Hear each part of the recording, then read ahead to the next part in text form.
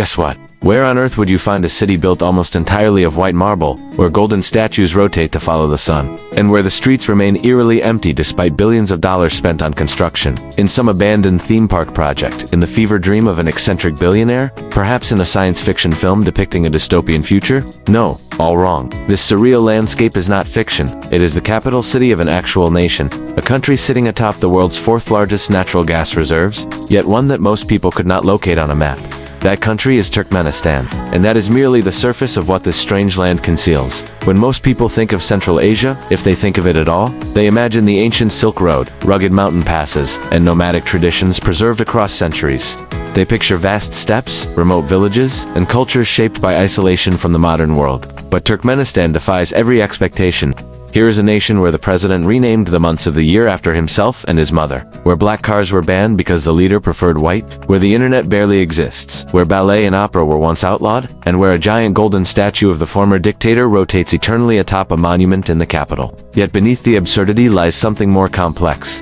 Turkmenistan is also a land of ancient ruins that predate the pyramids, a crossroads where Persian, Turkic, and Russian influences collided across millennia. A territory where the Silk Road caravans once carried silk, spices, and ideas between East and West. This is the story of the world's strangest dictatorship, a journey behind the golden facades and empty boulevards, into a land where reality bends in ways that seem impossible until you witness them yourself. Welcome to Travel Vibes. Act 2. Foundation Layers, Time Stamp, 3:30 to 14 o'clock. The ancient crossroads long before the marble towers and golden statues. Long before the borders that define modern Turkmenistan existed, this land occupied a position of extraordinary strategic importance. The territory now called Turkmenistan lies at the heart of Central Asia, bordered by the Caspian Sea to the west, Kazakhstan to the north, Uzbekistan to the east, and Afghanistan and Iran to the south. Its landscape is dominated by the Karakum Desert, one of the world's largest sand deserts, covering approximately 70% of the country. Yet this seemingly inhospitable terrain has witnessed human civilization for over 5,000 years. The ancient city of Ganer-Tepe, discovered by Soviet archaeologists in the 1970s, revealed a sophisticated Bronze Age civilization dating back to approximately 2500 BC. This settlement, contemporary with the great cities of Mesopotamia and the Indus Valley, featured complex architecture, advanced metallurgy, and evidence of long-distance trade networks. Some scholars believe Ganer-Tepe may have been a center for the preparation of soma or hauma, a ritual drink mentioned in ancient Zoroastrian and Hindu texts. If true, this would place Turkmenistan at the origins of religious practices that shaped civilizations across Asia. In other words, while the modern state may seem like an artificial creation, the land itself carries memories stretching back to the dawn of recorded history. The Silk Road legacy. For over a millennium, the territory of present-day Turkmenistan formed a crucial link in the greatest trade network the ancient world ever knew. The Silk Road was not a single route but a web of pathways connecting China with the Mediterranean. Merchants traveling these routes faced deserts, mountains, bandits, and the constant challenge of finding water in arid lands. The oasis cities of Central Asia provided essential rest stops, marketplaces, and cultural exchange points. Merv, located in present-day Turkmenistan near the modern city of Mary, became one of the largest and most prosperous cities in the world during its peak. By the 12th century, some historians estimate its population exceeded 1 million, making it comparable to Baghdad and Constantinople. The city served as a center of learning, commerce, and craft production. Scholars translated texts from Greek, Arabic, and Persian. Merchants traded silk, ceramics, metalwork, and precious stones. Craftsmen produced textiles renowned throughout the Islamic world. Then came the Mongols. In 1221, Genghis Khan's armies besieged and destroyed Merv in one of history's most devastating massacres. Contemporary accounts, likely exaggerated but indicative of the scale, claim over 1 million people were killed. The city never fully recovered, though settlements continued on the site for centuries afterward.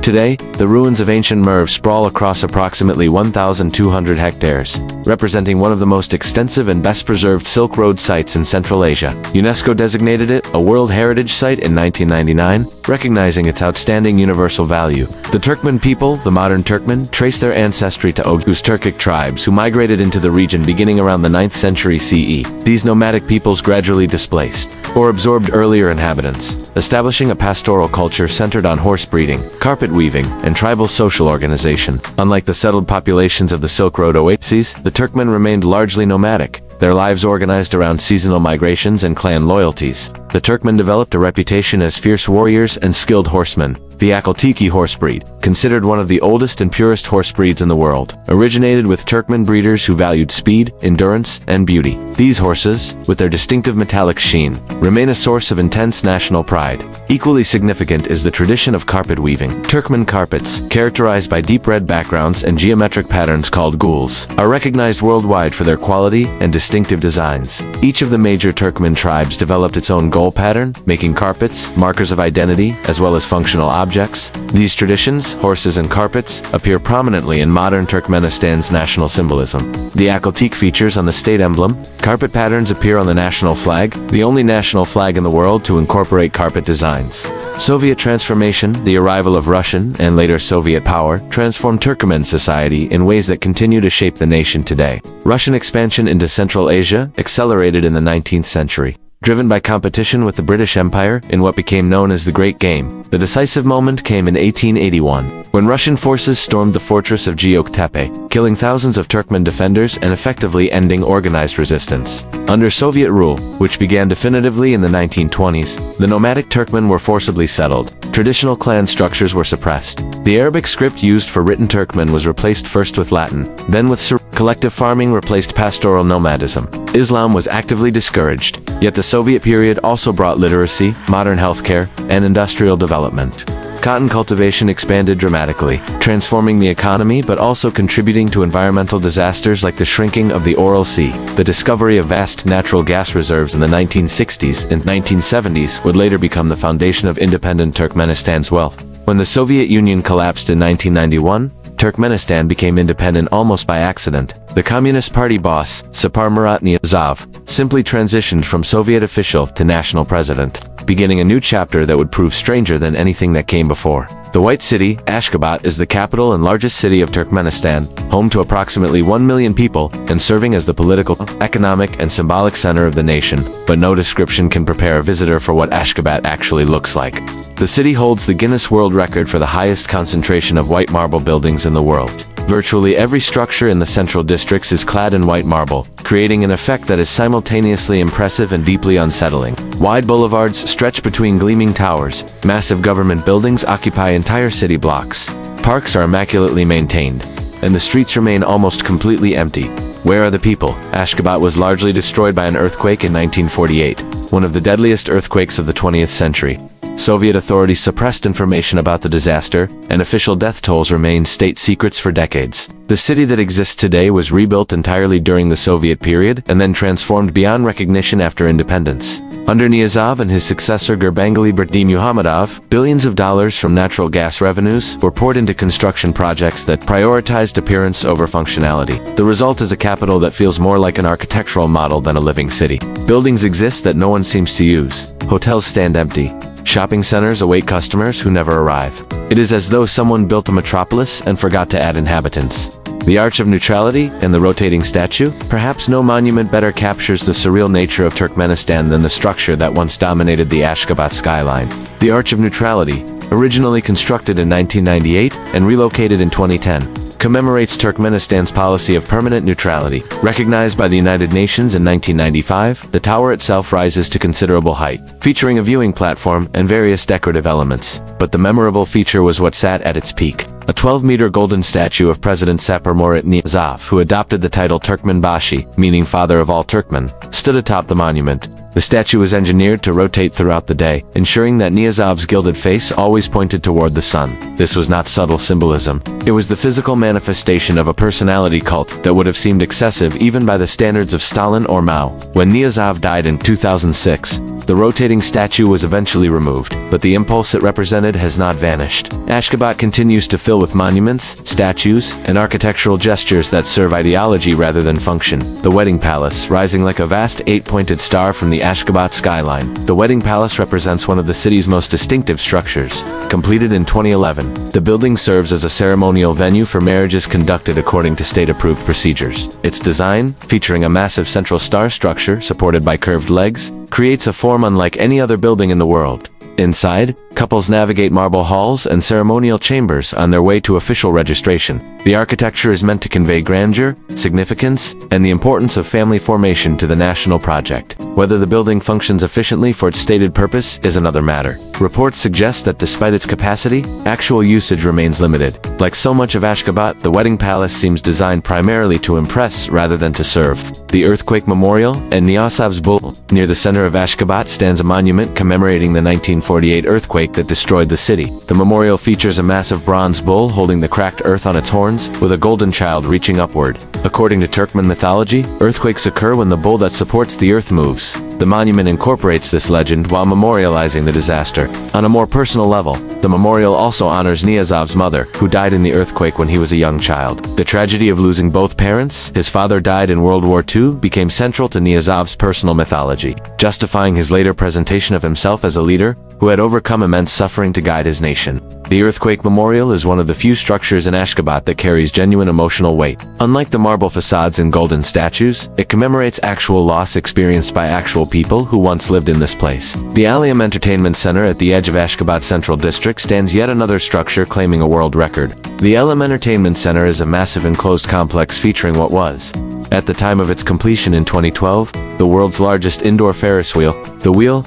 enclosed within a climate-controlled building decorated with illuminated LED patterns, allows riders to experience views of the capital without exposure to the desert heat. The building itself is shaped like an 8-pointed star, echoing the Oghuz star motif that appears throughout Turkmen national symbolism. At night, its illuminated facade creates one of the most distinctive landmarks in Central Asia. Whether the Ferris wheel attracts significant ridership is unclear. Visitor accounts suggest the entertainment center, like much of Ashgabat, operates well below capacity. But the structure exists, it functions, and it holds its world record, which seems to be the point. The empty streets walk through central Ashgabat, and the strangest sensation is not what you see, but what you do not. Where are the street vendors, the traffic jams, the crowds of shoppers, the general chaos that characterizes cities throughout Asia? They are absent. The streets are clean, ordered, and largely devoid of visible human activity.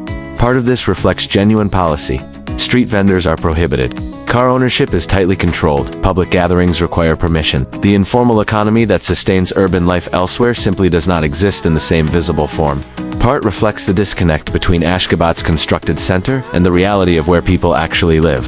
The gleaming marble districts are not residential neighborhoods.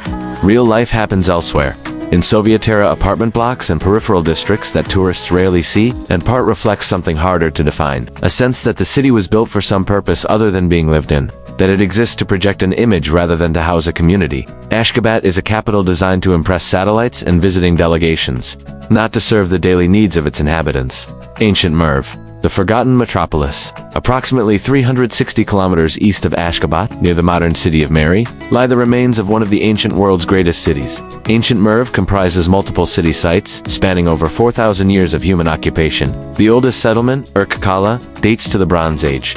Subsequent cities rose, flourished, and fell on adjacent sites as populations shifted and empires changed. At its peak under the Seljuk Empire in the 11th and 12th centuries, Merv may have been the largest city in the world. Its libraries attracted scholars from across the Islamic world. Its mosques and madrasas produced theologians and scientists whose works influenced thought for centuries. Its markets connected east and west in networks of trade that enriched merchants and rulers alike. The mausoleum of Sultan Sanyar, built in the 12th century, remains the most prominent surviving structure. Its massive dome, once covered in turquoise tiles, rises above the flat landscape, visible for miles across the desert. Though damaged over centuries, it retains enough of its original form to suggest the grandeur of Seljuk architecture. UNESCO's World Heritage designation recognizes Merv as one of the most important archaeological sites on the Silk Road, yet the site receives remarkably few visitors, both because of Turkmenistan's restrictive visa policies, and because the ruins spread across such vast distances require significant time and effort to explore properly. Nisa, the Parthian fortress.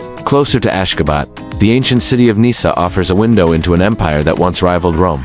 The Parthian Empire, which controlled territory from Mesopotamia to Central Asia between approximately 247 BCE and 224 CE, established its early capital at Nisa. The fortress complex, located just 18 kilometers from modern Ashgabat, contains the remains of temples, palaces, and treasury buildings dating back over 2,000 years. Archaeological excavations, conducted primarily during the Soviet period, uncovered remarkable artifacts: ivory drinking horns, known as rhytons, carved with scenes from Greek mythology, demonstrated the cultural connections between the Parthian world and the Mediterranean. These objects, now housed in museums in Ashgabat and beyond, represent some of the finest examples of Hellenistic art from Central Asia. The Caspian coast offers genuine natural attractions, including opportunities for birdwatching and access to ecosystems distinct from the desert interior. But realizing this potential would require an openness to international visitors that contradicts the state's fundamental orientation toward control. Darvaza gas crater, the burning pit in the heart of the Karakum Desert, Approximately 260 kilometers north of Ashgabat. A fire has burned continuously for over 5 decades. The Darvaza gas crater, popularly known as the Door to Hell or Gates of Hell, it is a burning natural gas field that collapsed into an underground cavern, creating a fiery pit approximately 70 meters in diameter and 30 meters deep. The crater's origin remains somewhat disputed. The commonly told story attributes it to Soviet drilling operations in 1971. According to this account, geologists drilling for oil accidentally tapped into a massive underground cavern filled with natural gas. The drilling rig and surrounding ground collapsed, and fearing the release of poisonous gases, engineers decided to burn off the gas, expecting it would be consumed within a few weeks. That was over 50 years ago. The fire still burns. Whether this origin story is accurate has been questioned by researchers, who have found no Soviet-era documentation of the incident. Some evidence suggests the crater may have formed earlier or through different circumstances. The truth, like much in Turkmenistan, remains obscured. What is certain is the visual impact.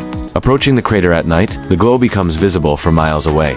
The rim of the pit drops away into a hellscape of flames, with hundreds of individual fires burning across the collapsed surface. The heat is intense. The sound is a continuous roar. The smell of sulfur permeates everything. For the relatively few tourists who obtain permission to visit Turkmenistan, the Darvaza crater has become the primary attraction. Tour operators arrange overnight camping trips to the site, allowing visitors to experience the flames after dark when the spectacle reaches its most dramatic intensity. The desert night, spending a night beside the burning crater, offers an experience unlike any other on Earth. As darkness falls, the flames seem to intensify, their light casting flickering shadows across the surrounding desert. The stars of Central Asia, unobstructed by light pollution, fill the sky above. The contrast between the ancient light of distant stars and the earthly fire below creates a scene of almost supernatural character. Temperatures in the Karakum Desert drop significantly after sunset, and visitors huddled around campfires find themselves caught between the heat radiating from the crater and the chill of the desert night. Sleep, if it comes, is interrupted by the strange awareness of the inferno burning just meters away. Some visitors report feeling unsettled by the crater, sensing something almost alive in the perpetual flames. Others find it strangely peaceful, a place where the usual rules of the natural world seem suspended. All agree that it ranks among the most unusual places they have ever witnessed. An uncertain future. In 2022, President Berdimuhamedov ordered experts to find a way to extinguish the Darvaza crater, citing both environmental concerns and the desire to capture the escaping natural gas for economic use. This was not the first time a Turkmen leader had expressed such intentions. The crater continues to burn. The technical challenges of extinguishing such a large and sustained fire are considerable. The political will to actually complete such a project is uncertain, and the loss of Turkmenistan's single most famous tourist attraction would eliminate one of the few reasons international visitors currently seek to enter the country. For now, the door to hell remains open, the flames continue their decades-long dance, and the desert night continues to glow with a light that can be seen from space. The Karakum Desert beyond the crater. The Karakum stretches in all directions. One of the world's great deserts, and the dominant geographic feature of Turkmenistan. The name means black sand in Turkic languages, though the sand appears more gray or light brown to most observers. The desert covers approximately 350,000 square kilometers, nearly the size of Germany, and presents harsh conditions for human habitation, yet life persists. Hardy shrubs and grasses provide forage for the camels and livestock that Turkmen herders have raised for centuries. Oases support small settlements. Wildlife adapted to extreme conditions, including the goitered gazelle and various reptile species, maintains populations despite the challenging environment. The Karakum Canal, constructed during the Soviet period, diverts water from the Mu Darya River across the desert to Ashgabat and agricultural regions. This massive engineering project enabled the expansion of cotton cultivation, but contributed to the environmental catastrophe of the ALCS decline. Traveling through the Karakum provides a sense of the scale and emptiness that defines much of Central Asia. Hours pass with little change in the scenery. The horizon shimmers with heat mirages. The silence, broken only by wind, becomes almost physical in its presence.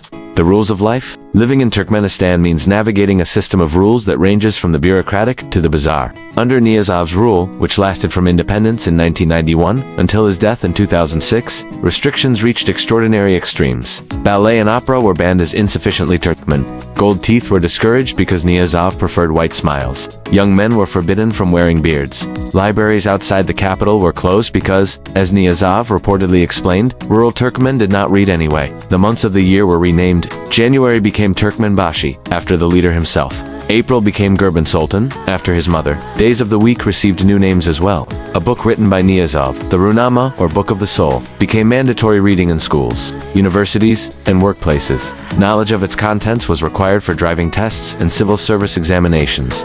Copies were placed in mosques alongside the Quran, under Berda Muhammadov, who took power after Niyazov's death. Some of the more extreme restrictions were relaxed. The renamed months were restored to their standard designations. The Runama's mandatory status was quietly reduced. Opera and ballet returned, but the fundamental nature of the system remained unchanged. Turkmenistan continues to rank among the world's most repressive states, with minimal press freedom, restricted internet access, and tight controls on movement both within and beyond the country. The information void, accessing reliable information about life in Turkmenistan, presents considerable challenges. Foreign journalists are rarely granted visas. Those who enter typically do so under close supervision, with carefully curated itineraries that showcase approved sites while avoiding anything that might contradict official narratives. Internet access is tightly controlled and prohibitively expensive for most citizens.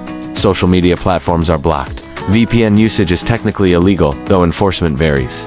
The result is an information environment where the state narrative faces little visible competition. Independent media operates primarily from exile, gathering information through networks of contacts who communicate at personal risk. Their reports describe economic hardship, food shortages, and repression that contradicts the image of prosperity projected by state media. The gap between official reality and lived experience appears substantial, but the opacity of the system makes verification difficult. Turkmenistan remains one of the world's most impenetrable societies, its internal dynamics hidden behind marble facades and golden statues.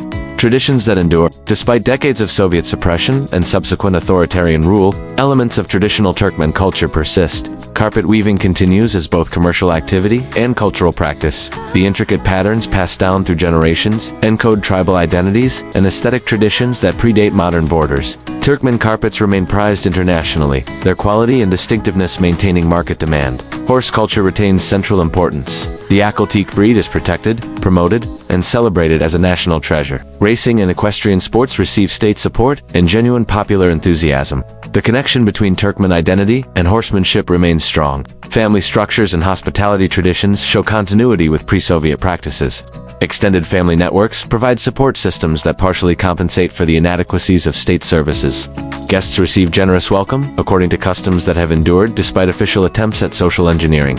These traditions exist alongside and sometimes in tension with state ideology. The government appropriates cultural symbols for nationalist purposes while simultaneously controlling their expression. The result is a complex negotiation between authentic practice and official performance. The gas wealth paradox. Turkmenistan possesses natural gas reserves that rank among the largest in the world. The revenue from these resources should, in theory, provide prosperity for its population of approximately 6 million people. The reality is more complicated. Gas revenues fund the construction projects that define Ashgabat. They maintain the subsidies that provide Turkmen citizens with heavily discounted utilities, fuel, and basic goods. They support the security apparatus that maintains regime stability, but distribution remains deeply unequal. Reports from exile media describe shortages of basic goods in regions outside the capital. Unemployment, officially minimal, appears substantial in practice. Many young Turkmen seek opportunities abroad when they can obtain permission to leave. The state maintains that all citizens benefit from the nation's resources. The gleaming marble of Ashgabat is presented as evidence of prosperity shared by all. Whether this prosperity reaches the villages and provincial towns beyond the showcase capital is a question the state does not invite. In the heart of Central Asia, where empires have risen and fallen for 5 millennia, one of the world's strangest experiments in governance continues its peculiar course. Turkmenistan is not merely a dictatorship, it is a dictatorship of exceptional ambition. A state that seeks not just to control behavior but to reshape reality itself. To build a capital of white marble and declare it beautiful. To erect golden statues and demand they be revered. To write history books and insist they contain truth. The results are visible in every empty boulevard and gleaming facade of Ashgabat, in the rotating statues and world record structures, and the rules that govern everything from car colors to facial hair, yet beneath the surreal surface lies something older and more durable. The same trade routes that once brought Silk Road caravans through Merv still carry goods across Central Asia. The same desert that shaped nomadic culture for millennia still stretches to every horizon. The same traditions of hospitality and craftsmanship that defined Turkmen identity before the Soviets, before the Russians, before the borders themselves were drawn, continue in homes and workshops throughout the country. The marble will weather, the golden statues will eventually come down. The current system, like every system before it, will change or end or transform into something else. What will remain is what has always remained: the land itself, the people who call it home, the accumulated weight of thousands of years of human presence at the crossroads of civilizations. Turkmenistan asks uncomfortable questions about the nature of power, the malleability of truth, and the capacity of states to construct alternative realities. It demonstrates what becomes possible when natural resource wealth meets total political control. It serves as both cautionary tale and bizarre curiosity, but it is also, beneath everything, a place. A place where people live, work, raise families, and navigate circumstances they did not choose. A place where ancient ruins testify to glories that long predate current arrangements. A place where the future, however difficult to imagine, will eventually arrive. The golden statues watch over empty streets. The flames of Darvaza continue their eternal burn. The desert wind carries sand across landscapes that have witnessed the passage of every empire. Turkmenistan endures, not because of its rulers, but despite them, because the land was here before them and will remain long after they are forgotten. Thank you for joining us throughout today's journey on Travel Vibes. The bizarre dictatorship continues. The golden facades gleam, and behind them, life persists in ways the marble cannot capture.